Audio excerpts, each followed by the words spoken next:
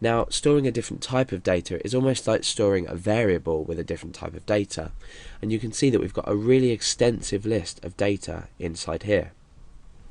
Now, through the tutorials that I'm going to be taking you through, we're not going to be focusing on lots of different types of data, but they're for you to play around with and match them to your suitability when you go on and develop further applications.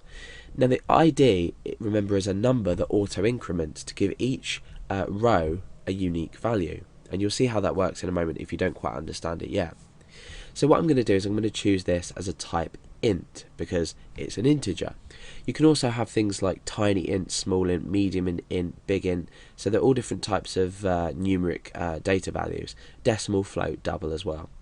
So I'm going to choose int for this. You can even choose something like small int or medium int. However, if you expect, say, 100 users on your website, this is fine.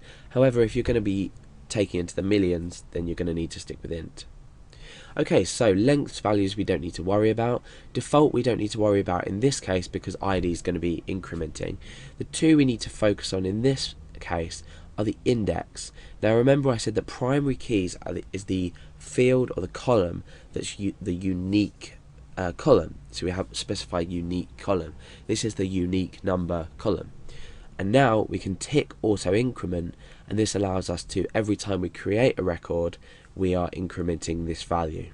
So it'll start at 0 by default, and then when you create a record you'll have value 1, then 2, then 3. So you'll never have, this will never equal 0. So let's come along to username and password. Now obviously we don't want to store a username or a password as just int, but what we do want is varchar. Now varchar stands for variable character. So what we can do here is we must specify a length and a value, whereas in here, let's just get rid of that, whereas in here we didn't. So a username would typically be, say, no more than 30 characters, so we can specify this as 30. Password exactly the same, it might be less than 30 characters, but this is something you're going to have to specify in your program. Let's say you were to create a user login system, you'd have to say, give a max length to your text field and check inside PHP if the password specified or the username specified weren't bigger than 30. Because anything bigger than 30 attempting to be written into this table is going to be cut off. If we were to create a password that was 32 characters, it would end up getting rid of the last 2 characters and would just end up with 30. So there's nothing else we need to set for the username and password in this case. We can set default values, but because we already always want these to be specified, there's no need. Default just means you can specify a default value if no data is specified to be written.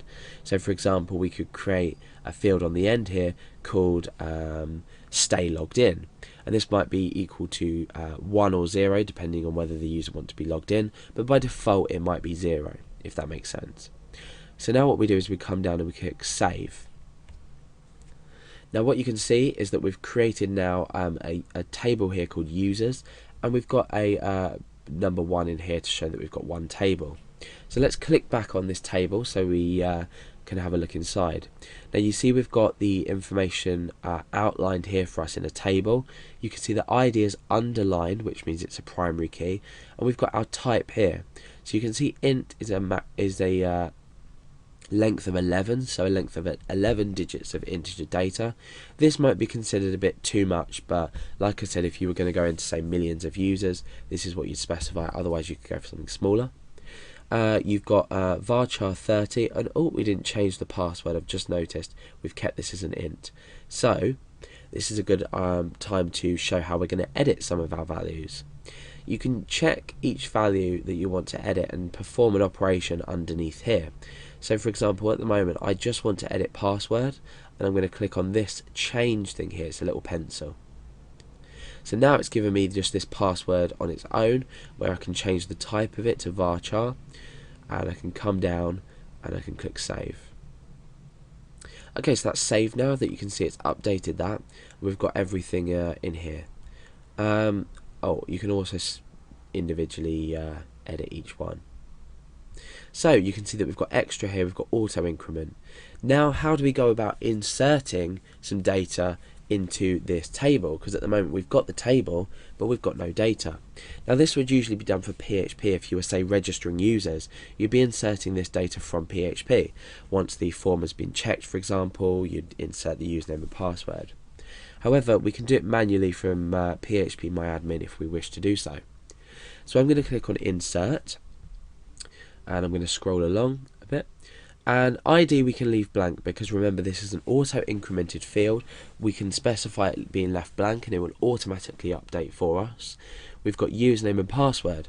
So let's enter a username and let's enter a password.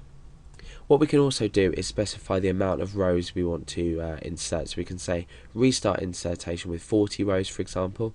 But for now, I'm just going to insert the data Alex and password, and I'm just going to click go.